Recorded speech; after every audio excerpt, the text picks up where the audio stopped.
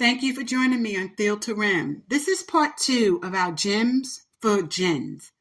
As you recall from the previous episode, I'm trying to give gems to our GENS in an effort to help you to excel as student athletes in this space that we call NIL, name, image, and likeness. We at Seltzer Sports use the term name is lucrative. That's what the NIL means.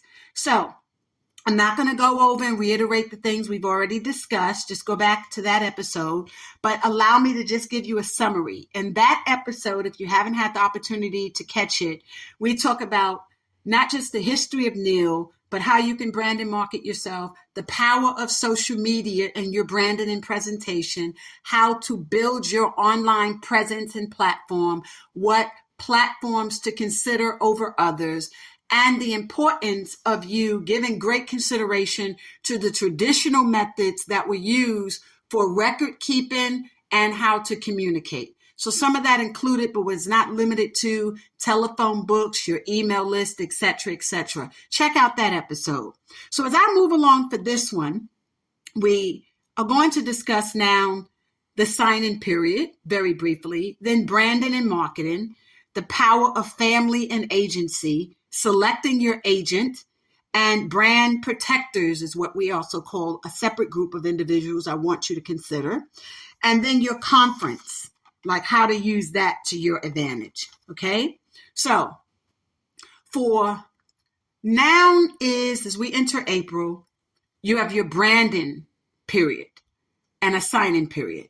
So many of you are going to be committed and you're going to be signing to different teams around the conferences and collegiately, particularly I'm talking about, and you're making your announcements. But at the same time, as you're entering college, it's sort of like entering the draft, because up until this point, when you entered the draft, you pretty much had a kick company, sneakers or footwear company or apparel company take an interest in you for branding purposes, sponsorship, for your name, image, or likeness to be associated with their brand. But now the same is true for high school, and the same is also true as you enter college. So the sign-in period literally takes on an entire different lens at this point, because who you sign to, what school you attend is as important as the brand that you have. In a previous episode, I put out a few names for the sole purposes of letting you understand if you're on ESPN's top 300 for football, for example, you might wish to be in the top 3 to 5 on that list.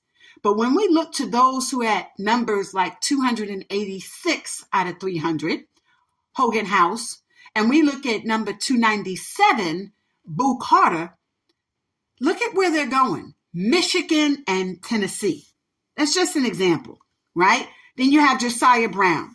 So when you look at where these individuals are going, and you take another look at Ian Jackson, he wasn't very high on the basketball list. He's from the Bronx, New York. He's going to UNC, Tar Heel Blue. So just by these individuals being associated with those colleges and universities and the SEC, ACC, Big Easy, right? Those individuals now have a presence that has added value to their name, image, and likeness. So when you take an athlete, you think school don't matter, but it does. So if you were to take an athlete like Wayne Bristol Jr., he was at Howard University. Well, at Howard, a historically Black college and university, he didn't have a lot of name recognition. But as soon as he went from Howard University to Georgetown, the Big East, he was now part of the Big Easy, a way to find money and lucrative deals. His face is everywhere now. The same is true from this little boy from Georgia named Stephon Castle, who went to UConn. And at first they said he was a 3 or 4 star. Now they're saying he's 5-star. But look what has happened to his brand the minute he steps foot on UConn's floor. Okay? So don't be concerned about how you rank necessarily. Whether you're perceived to be a 3-star or a 5-star, whether you're number top 10 on ESPN or the other rankings, USA Today, ESPN, Sporting News, and a host of others put out their own list. Seltzer Sports, we keep our own list as well. Ours is not as affluent, if you will, at this stage, I'm being honest, as ESPN's, primarily because they've been doing this for decades. But we keep ours in terms of marketability, and we think we have the best one in the game for marketability, branding, and sponsorship. They have theirs in terms of who they rank in terms of athleticism. Ours is through business and a finance lens, okay? So with that being said, when you look at these lists, whether it's ours or theirs, you need to be asking yourself, what can I do with my NIL, my name, my image, and my likeness so that my name is lucrative? Associating yourself with a great school, preferably a D1 program, only because of the media rights and a D1 program, which is a multi-billion-dollar industry. If people don't see you, you may not exist, right? And that's different depending upon the industry you're in. People don't see doctors, but they save lives.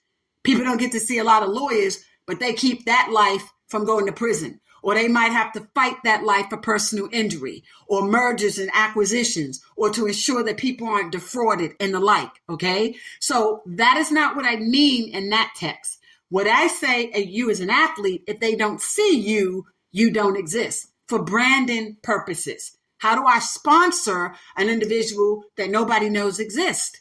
So this is why that's critically important. Patrick Mahomes might be more known for his State Farm commercials than playing for the Kansas City Chiefs. I'm trying to tell you.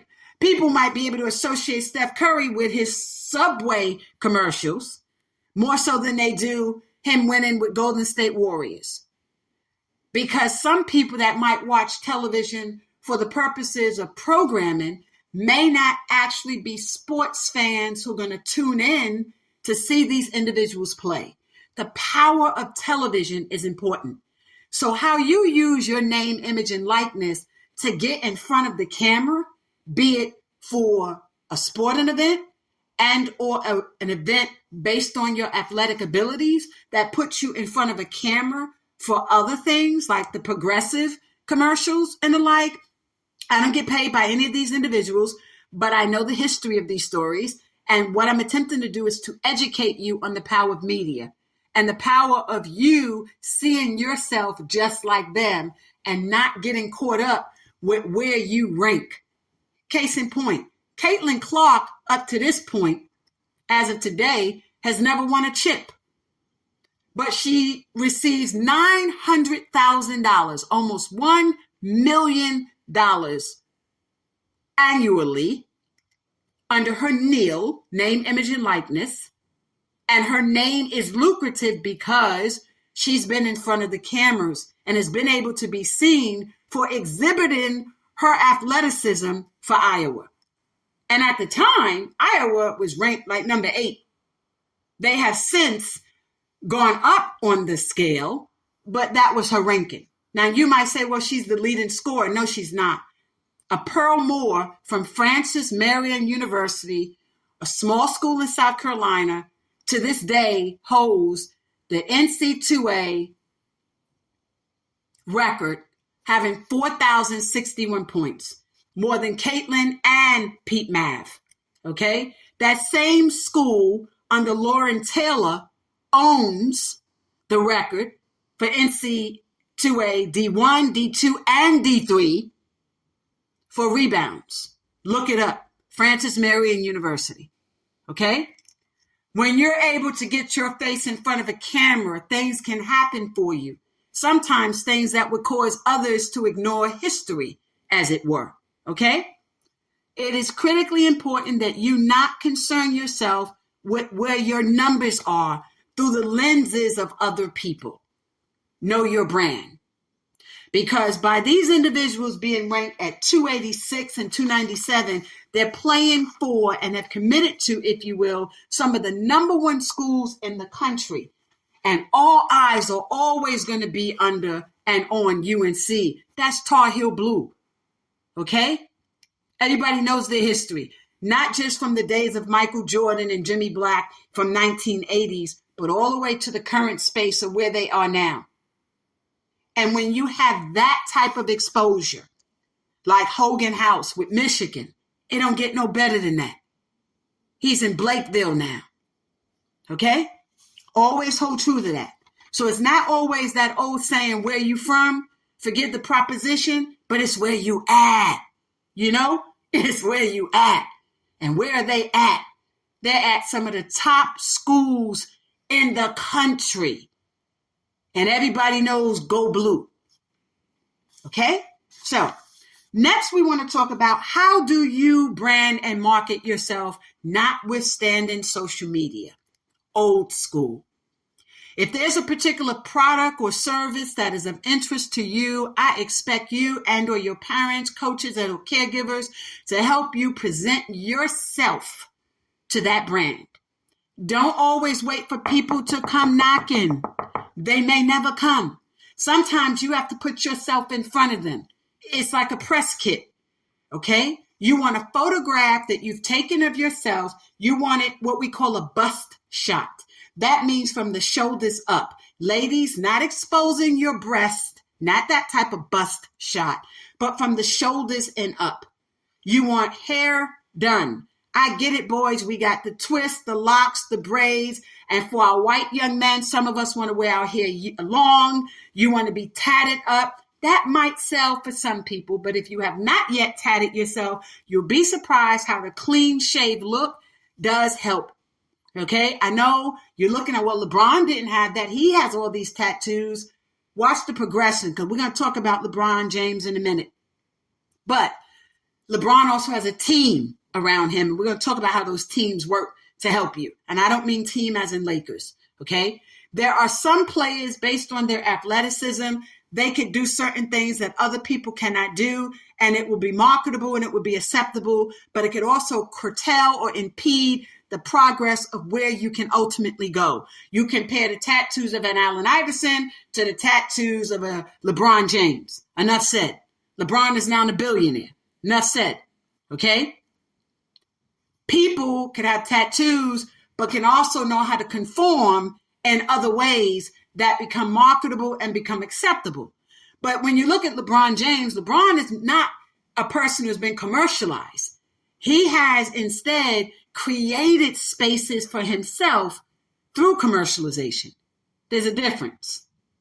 Wherein you are having and wanting someone to use you as their brand, you need to look to see what they want in their face card. They may not want the dreadlocks. They may not want the twist. They may not want cornrows. They may not want long hair. They may not want your hair different colors. They may not want a wig, ladies. So depending upon the product or service that you're of interest with, research them. Don't wait for people to come knocking. There are 525,000, give or take, collegiate athletes, respectively, in the NC2A. Okay? For all respective sports.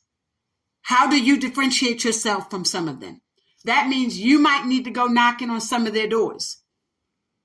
You might need to let them know. You may not be an Associated Press #1 player. You may not have gotten ranking through AAU or Little League or your local newspapers, but you might be the best in your small town. So how, therefore, do you allow these major corporations to know that you exist? A press package, a photo, the bio, and go through the other episode for the bio because I don't have time to go through that again, and I won't go through that episode.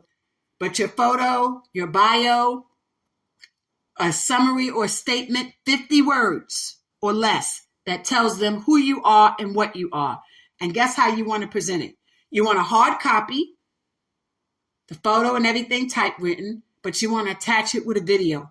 They need to hear how you converse. How do you articulate? How well do you speak? They need to hear you. They need to watch body language. How well do you perform in front of a camera outside of athleticism? So you want that. You write a letter. You introduce yourself. Simply put, my name is John or Jane Doe. I love your product, whatever the product is. I have worn these kicks, or I wear these kicks, or I love this food group, or my family and I eat at this restaurant, or we go to this movie theater, or we play this particular game. You see where I'm going? And in one paragraph or less, you can introduce yourself to that person who's over development, branding and marketing, and or sponsorship. Let that person know who you are. And it's usually going to be the marketing manager of that company, or like I said, the person that does branding and marketing. Sometimes it's the person over public affairs, believe it or not, who can get that correspondent and get it to the right person. But I suggest highly going directly to the marketing directors and or the person who does branding and sponsorship. That to me is important to do. Wherein you have an idea for this particular company, I want you to protect your idea first. And we're going to talk about that in detail, but for the purposes of this comment, let me put myself out there. You all know who Nike is. I presented a concept to Nike. Nike took the concept for me, and I never to this day got credit for it. I presented a concept to Nike called Run the Race, and it was an opportunity to participate in the lives of America's youth and make it diverse.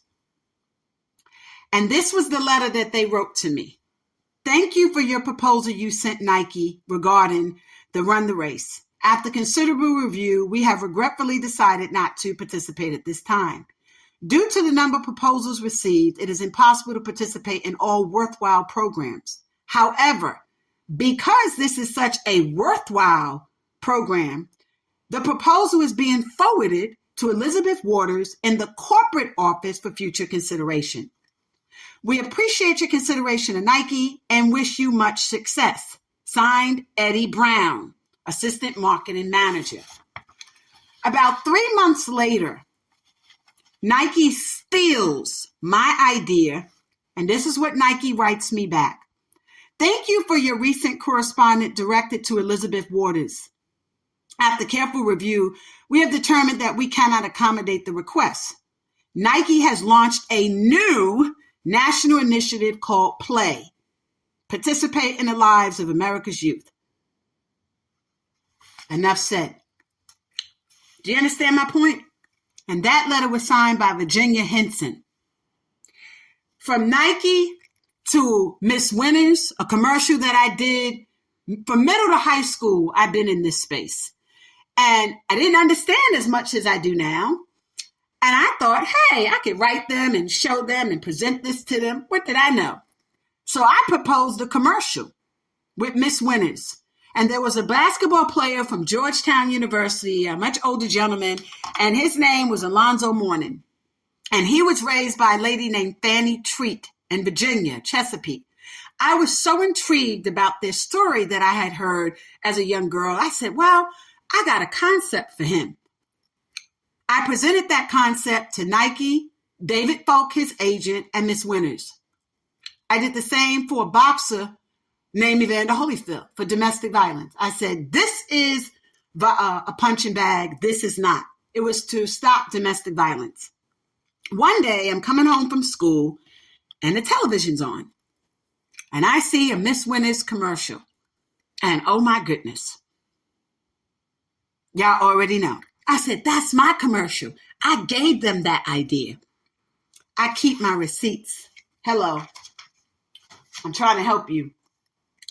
Wherein you have, and I have a whole host of a lot of these stories, and I learned, wherein you have the gift of creativity where you can come up with ideas, programs, and suggestions. You could put stuff together. You have a gift of conceptualization.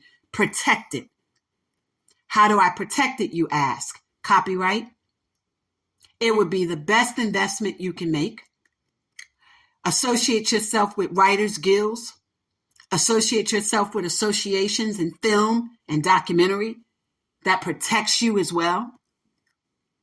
Register your work with places like IMBD.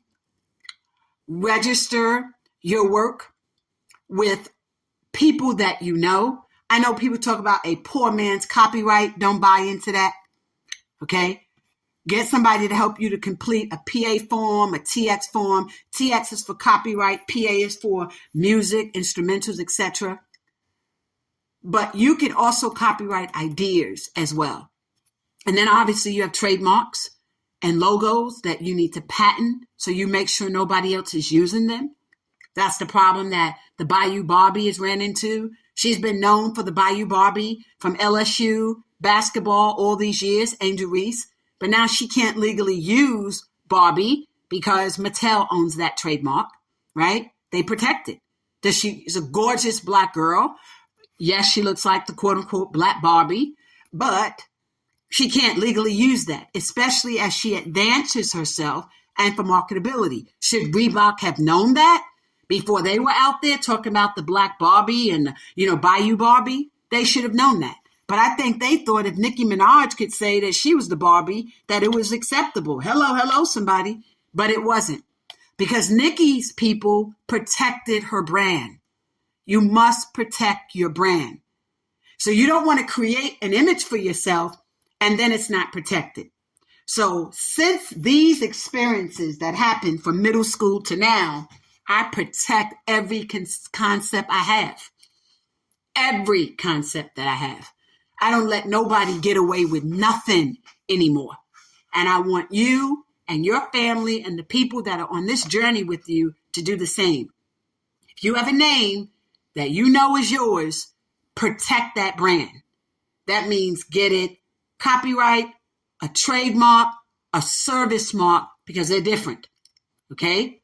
Registered just simply means you have a term or a name that you use, and that term is associated with your brand. For example, I have a documentary that we're working on. It's called The Wrong Ball, the Allen Iverson Way, right? So I also have a tagline, wrong ball in the right hands. It's registered. That's mine. Can't do nothing with it. No shape, form, or fashion. You following me? But then I created a logo. I got about 8 or 9 different logos that are registered. Okay?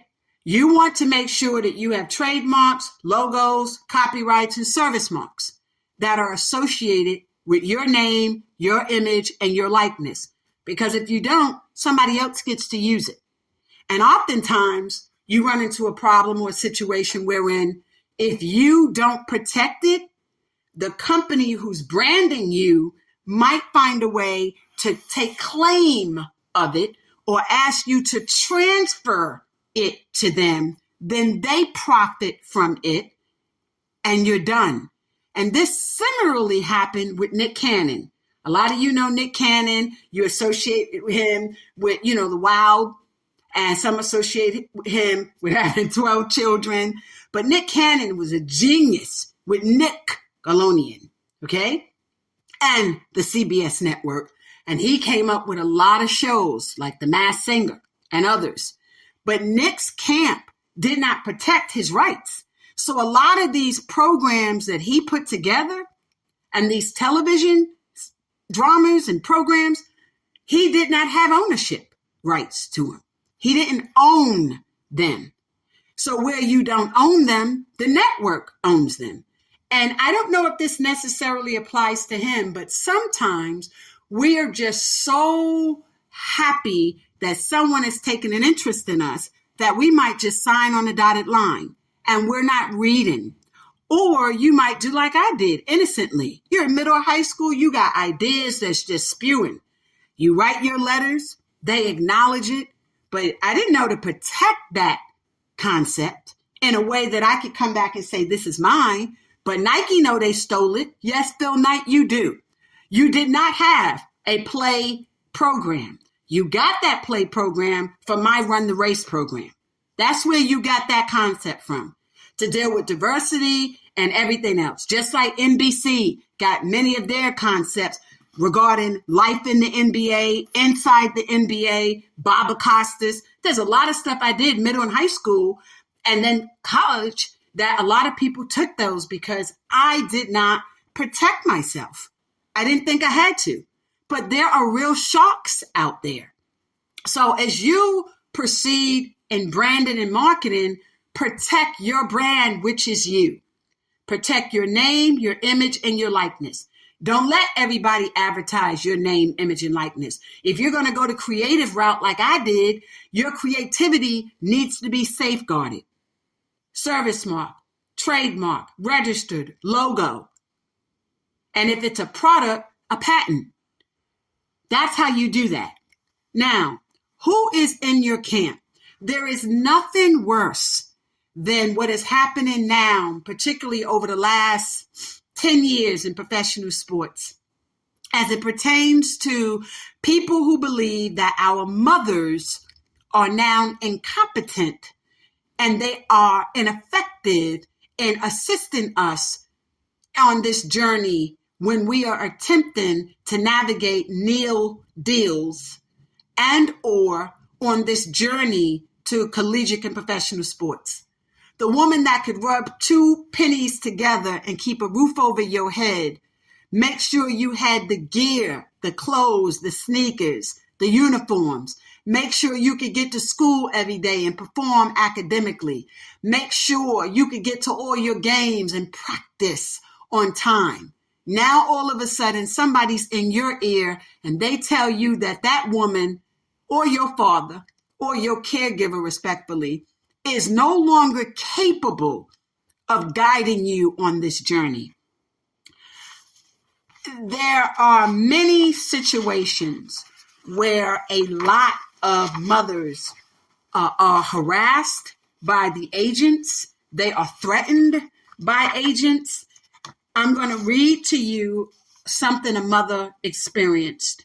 She said, quote, "I experienced jealousy from people in the sports industry who discouraged and envied family ties and family participation in the success of my son. I was even threatened by an agent, unbeknownst to my son, to be cut off from receiving any money or stipend if I continued to engage in his business affairs." I'm going to repeat that.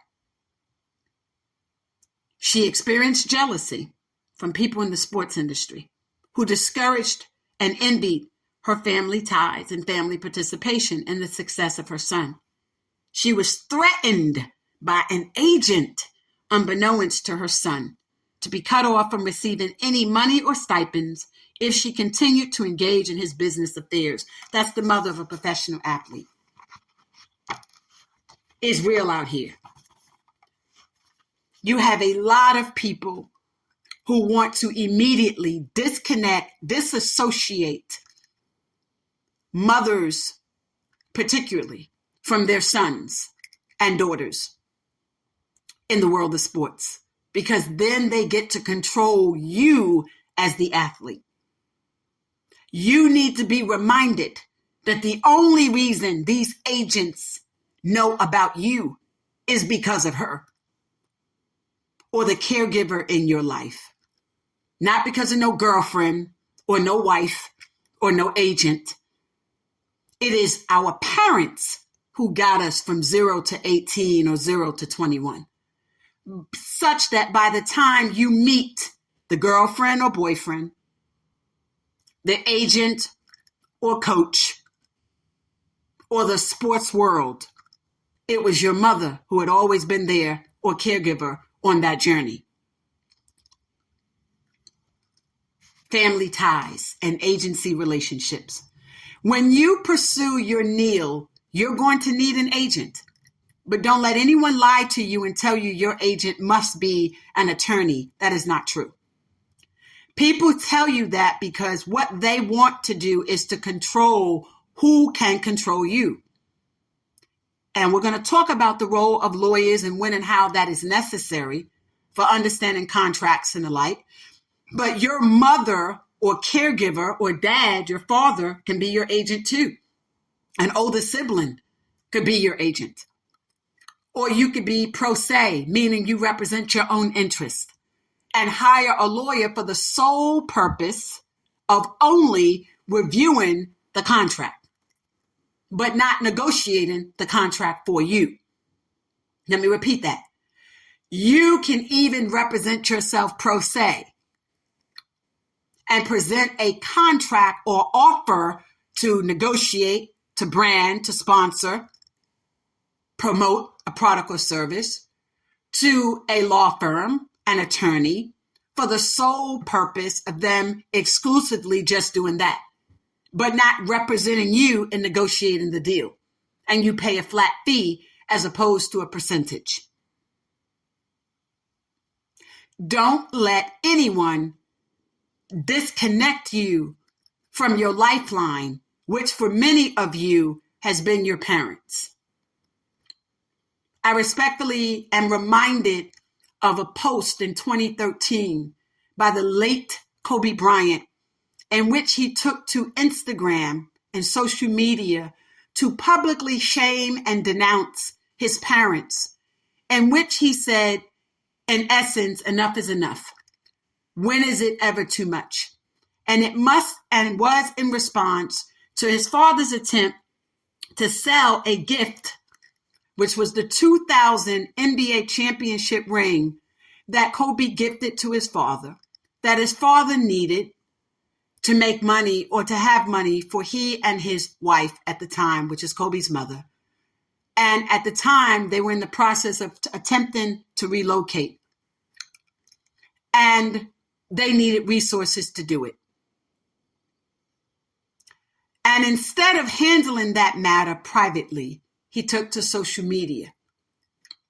And the parents felt they had to do that, try to sell or auction the ring. And I'm sure Kobe Bryant felt he had to respond the way he did. But I say this to any and everyone.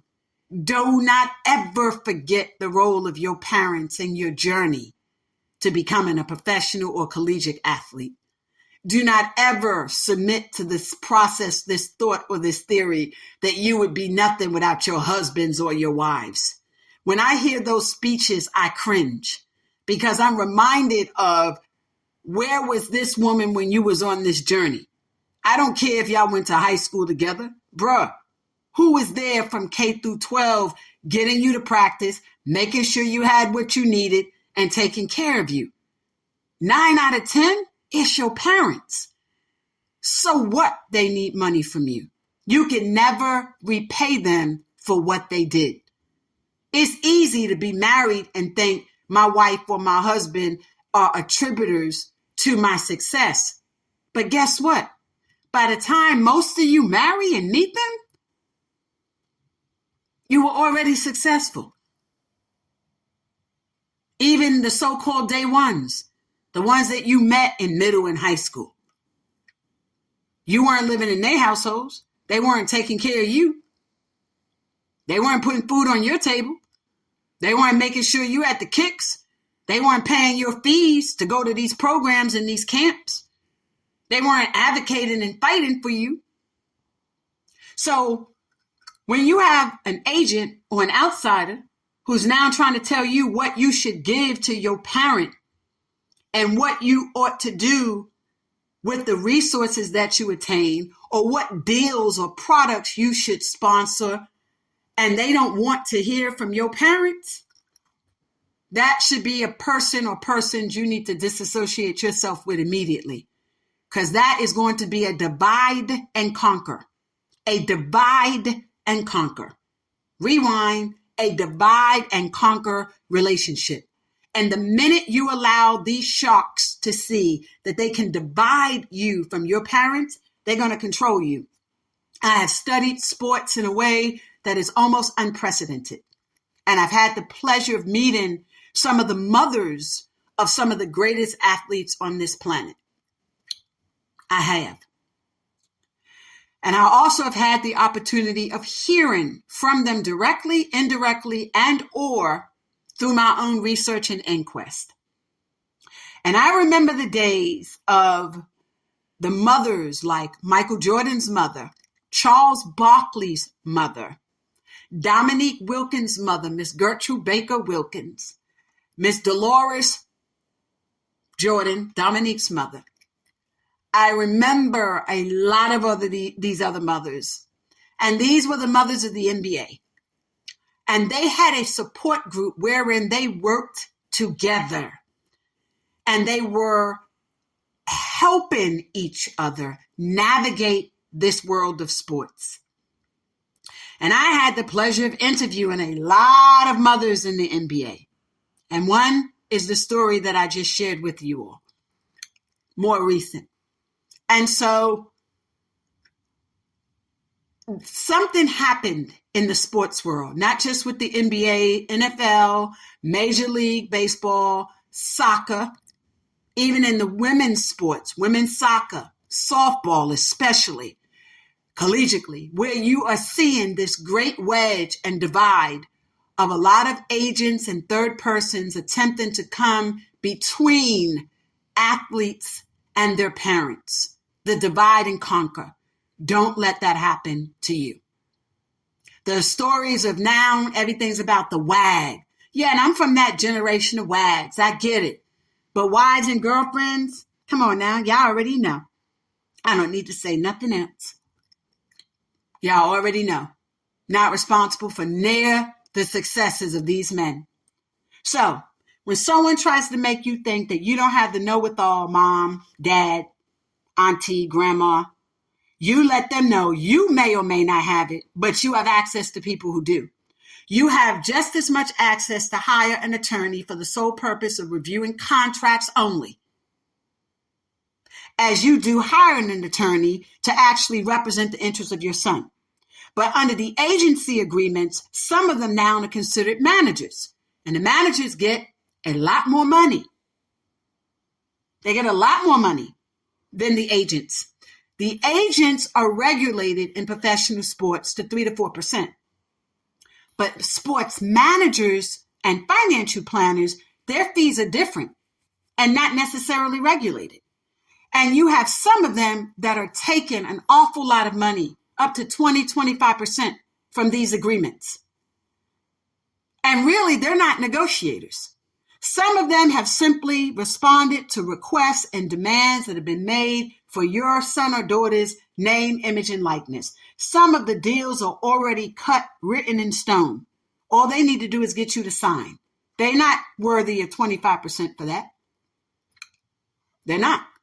It's almost like getting into a car accident. The insurance company comes to the hospital and says, here, we're offering you $300,000. And then someone comes and says, well, here, I'm going to get him to sign it. Now you pay them 25% for doing that? No. Use wisdom in securing legal counsel. There are a lot of really great law firms out here. And I highly suggest that you, even at the high school and collegiate level, look to, if you want to go the legal route, from the players associations for baseball, basketball, football, and soccer. They keep a list of people who have worked with them. But those lists can also be biased. And I don't just mean based on race or gender. Okay? I mean in terms of sometimes people want people who they know personally and or professionally, but it doesn't necessarily mean that that person or those persons are great to work with. Okay? And wherein you end up having like one person controlling everything, that could be problematic too. Because then you start questioning conflict of interest. David Falk was one of the most powerful agents for basketball. He had everybody. I mean, everybody. Had a company called ProServe as well. And then IMG. Then you had Strickland. Then you had Steinberg, who had baseball. And then you have Schwartz now. And now people hear about Rich Paul and the like. At some point, I think they need to start regulating how many athletes each agent can represent to ensure that athletes are getting the best deals possible. Because we're in for something like the NBA, for example, you have a rookie salary cap. Why would I need to pay an agent to negotiate that deal? Because it's capped. And I'm not going to go in detail about that for this show, but just follow the context in which I'm speaking about how you find an agent to help you negotiate your NIL. So I want us to look at 4 individuals. Caleb Williams. Everybody know Caleb. Everybody's saying he's going to be a first-round draft pick. Caleb had not hired at the time an agent to represent his interests. And people were thinking maybe Caleb's parents or family would step in. And as the media does in part, some were saying, well, he should. And if he doesn't, this is what's going to happen. And people look to the negative because, again, all of this is about money. And everybody see you as nothing more than a product. You're nothing more for most people than a product. So if Caleb has an agent, the agent makes money, then the agent has a financial planner and a realtor and this person and that person, all part of their entourage, and everybody gets paid. But if he doesn't, then he gets to control who gets who, what, when, where, and how. But like Lamar Jackson of the Ravens, Lamar's parents stepped in and handled his affairs, his mother especially, okay, and did wonderful. Smart, excellent, beautiful, got a lawyer involved, did what she knew how to do. So did Gloria James, which is LeBron James' mother. LeBron James' mother, Miss Gloria, put together a team of people that grew up with LeBron, who went on to college, who secured certain academic and educational backgrounds. And as a result of that, they built an empire.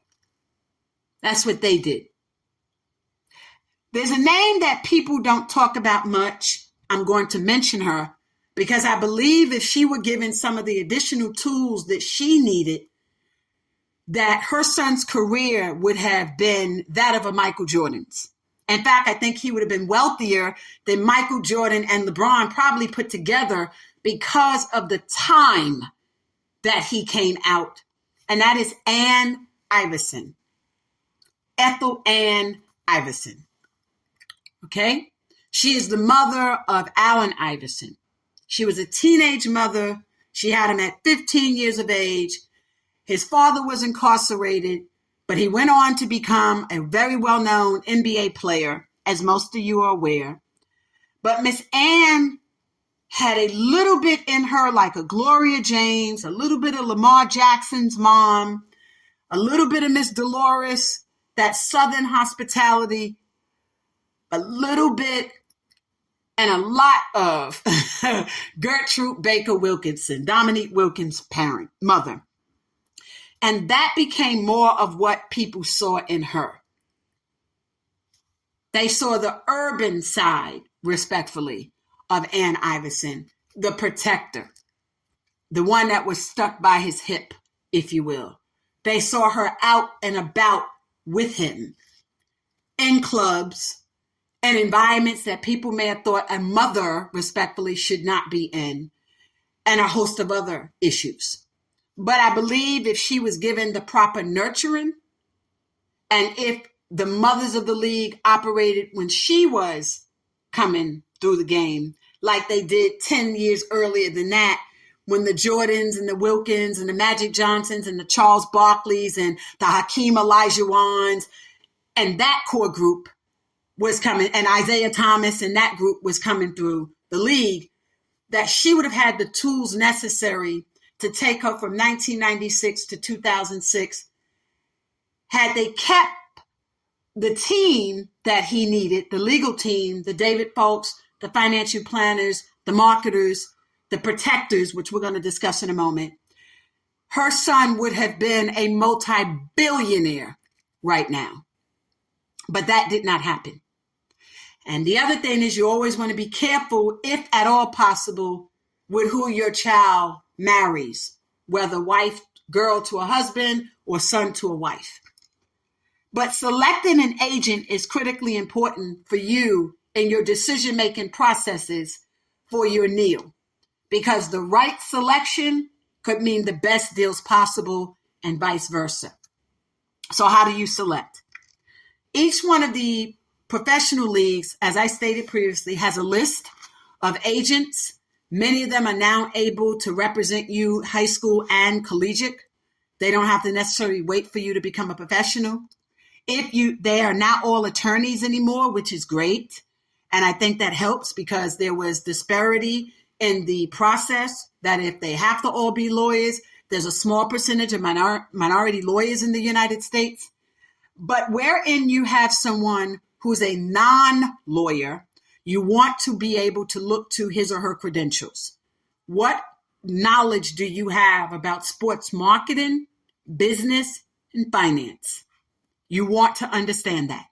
It's not necessarily predicated upon who they represented, because oftentimes that should be confidential, but wherein they have not, find out, have they been the ghosts behind big deals? You have a lot of people who are ghosts, meaning they're doing everything behind the scene, but this is the face out there for this brand or this agent or this person. So you can do that. I do not suggest that you ever broker a deal simply relying on what the brand or the sponsor or the company is offering you on face value. Always review that document, that contract, that agreement, and you want to have someone who also is good with the ability to research. Research is your key, because what research allows you to do is if a company comes to you and say, I want you to be the name, image, and likeness of this particular product. I want your name, image, and likeness for this particular product. I'm going to pay you $25,000. Well, for some people, you might think $25,000 is a lot of money. But if you have the right research team, that person or persons could simply research what are the going rates or payments for that same product. May not be the same company, but that same product for this particular profession. What are they being paid? So if they're paying, research dictates $117,000 for this person, but you are only offered $25,000, that's a problem. If there is disparity between what they're offering individuals based on gender or race or ethnicity or sexual orientation, that too might be a problem. Even religious beliefs, okay? Then that too might be a problem. So you want to make sure you have someone who could do the research to ensure that what you're being offered for this product or service is in fact what other people in similar situations are being paid. Research. The other thing that you want to be able to do when you're selecting your agent, in addition to what services they've provided, what their educational background is the next one. Some people may not have a background as an attorney, but they may have a strong background in business and sports management or in marketing. So you want to make sure that that person has that background. Education is great. It's excellent, but it's not the end all be all. And it doesn't always necessarily mean expertise. You might have somebody that has 3 degrees, but no experience, right? So look to what is your experience in this space? What is your experience? Your experience might equate to expertise, where in your education alone means, yeah, you got book knowledge, but have you ever applied this book knowledge to a real life circumstance? Okay. Then we have next category other than the agent is what we call contract advisors. A contract advisor is not an attorney and they're not titled or called agents. They're contract advisors. These are people in both the sports and music industry, etc., who spend all day, every day advising people on contracts. They know all of the nuances of contracts and contract negotiations. And you want to ensure if you have that person, not an agent or a lawyer, get a contract advisor. They don't have to have a legal license to interpret a contract. These are contract advisors. That's all they do all day and every day. That's what they do. They may or may not have a team. For example, record labels like Sony, they have contract advisors. So that person is the one responsible for getting that person, the artist, if you will, to sign.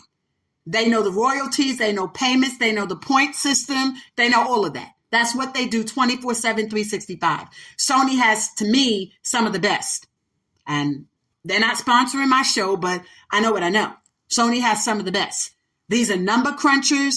They know the legalese, and they know how to get the best for their brand, which is Sony. Okay? The sports industry has the same thing. You need to find you a contract advisor. There's a difference between an agent, contract advisor, and a lawyer. As far as a lawyer is concerned, do not feel as though just because a person is a lawyer by profession that he or she automatically knows sports law. Sports and entertainment is different. There are different fields of law. And just because a person possesses a doctorate of jurisprudence, which is a law degree, a JD, it doesn't mean that he or she knows law as it relates to sports. You have some people who are scholars of sports law, meaning they write about some of the major cases, antitrust, collective bargaining, other forms of negotiations, issues with the union, strikes, merchandising and branding, negotiating contracts. Some people know that as scholars of sports law, but then there are others that practice sports law on a daily basis, and those are the nuances, the legalities of sports law, like your contract, like a shoe deal, a merchandising deal, how much money you're supposed to get on your next deal, okay? So just because you have a lawyer doesn't necessarily mean that that person knows sports law. And sadly, a lot of people resort to just using managers. And a lot of these managers are people that you grew up with, people that you knew. And these were individuals that know nothing about sports management and marketing. And they have destroyed a lot of your careers and have left many of you suffering. I'm going to quote this. It says, "Rich can't afford to dismiss a budget." It was by Willett and Wagner. And this was in a USA Today article from July 12, 1996 in section 5B.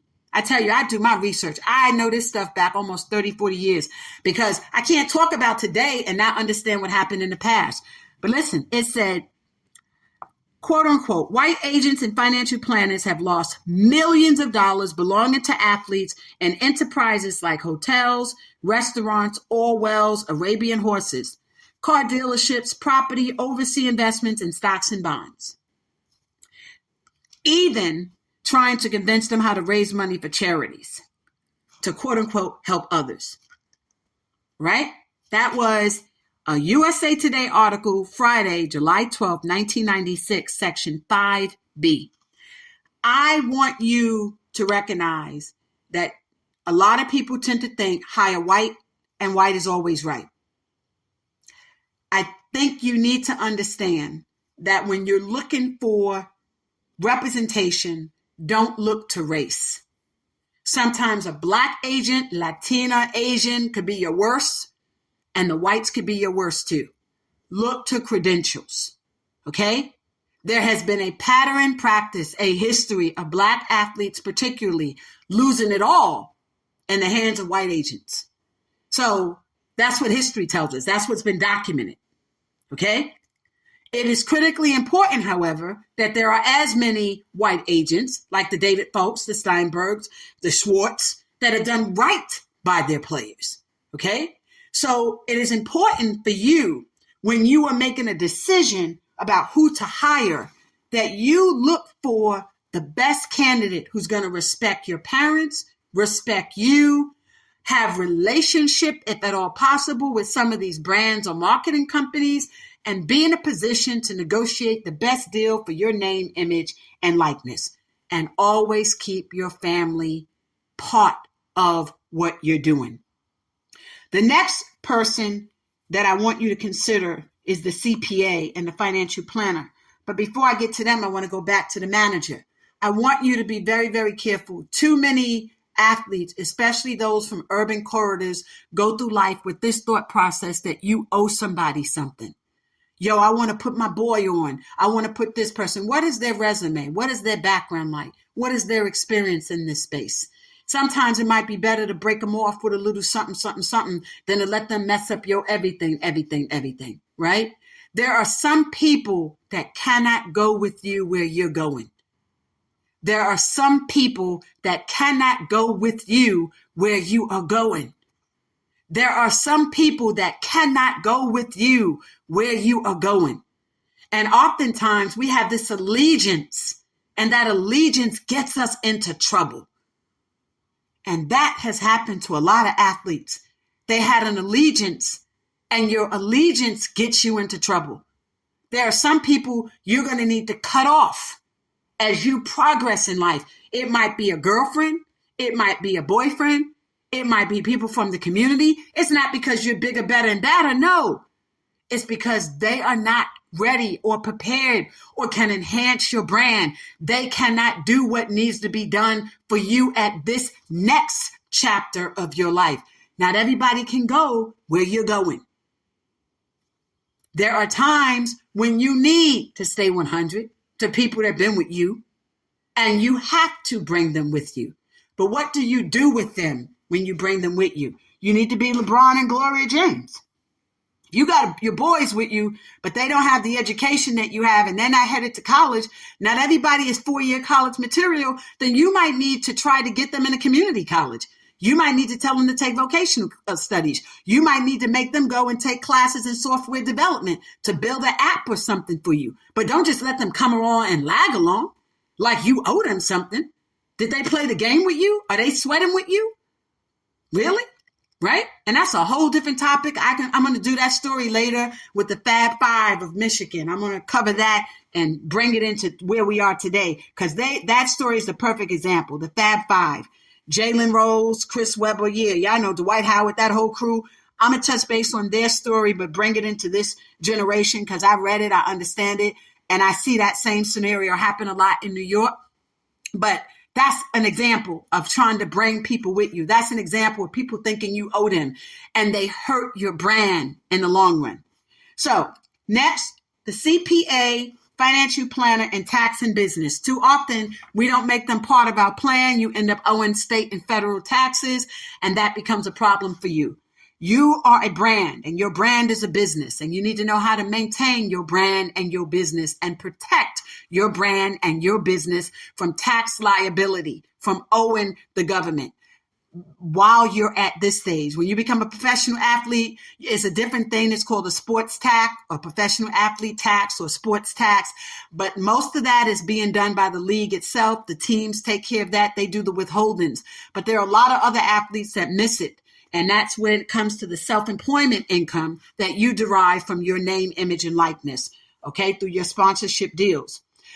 And then we also want to talk about what comes within the sports industry. You need brand protectors. Your brand protector is a separate lawyer who can be responsible for suing on your behalf if any of these other people mess up. So that's the lawyer that you keep in your pocket. That's that person that you have. That person is also the one that in the event that you have a situation like child support, or you get hemmed up out there on the streets with criminality, that lawyer is that go-to person who will see to it that you get the legal assistance that you need to make sure that those matters are resolved, okay? So then you need your orthopedic doctor, and you need a nutritionist. You want a PT, physical therapist, and mental health counselor. These are your brand protectors along with a publicist. And that is that person that ensures for the public's eye and ears that your name, image, and likeness is protected. Because inasmuch as you injure yourself physically, you can injure your name, image, or likeness. And this is why the personal and professional lives of athletes and even those collegiately are out on Front Street. And that is because you have more than you to be concerned about. You have your brand, but you have the brand that you're marketing and promoting. But you also have fans, and you have investors, and you have teammates, and you have sports bettors. And these individuals' lives may in part, directly or indirectly, be impacted by things that you do and or say, which is why there becomes these disassociations when you do something that they don't expect you to do. You want to associate yourself with someone who knows the real you, so that in the event that when that real you shows up, they will stand by you. there's a running joke that says there's a big difference between Nike and Reebok, right? Nike, they call them the dims. They say they're going to dip and run as soon as trouble come their way. They'll disassociate themselves with you. They say Reebok's like a Republican. It kind of stands with you. They don't care. They're going to crash down doors, burn down houses. They're going to stand with you 24/7, 365. Now, we don't resort to violence. That's not what I'm anticipating, and that's not what I'm presenting. What I'm saying to you is there are times where you need a company that's going to stand with the real you, thick and thin, right? So that's the running joke. So when you hear that correlation, I want you to know what they mean by it, okay? Nike's known for just jumping ship. John Morant, Curry, they're going to jump ship, and they're going to publicly jump ship. Reebok stands by their brand. So when you got brand protectors, you want to make sure that you are with individuals that protect you individually as a brand as you attempt to market and promote someone else's brand. Okay? I hope this show has helped you. We'll have a part 3 for Gems for Gens. Thank you.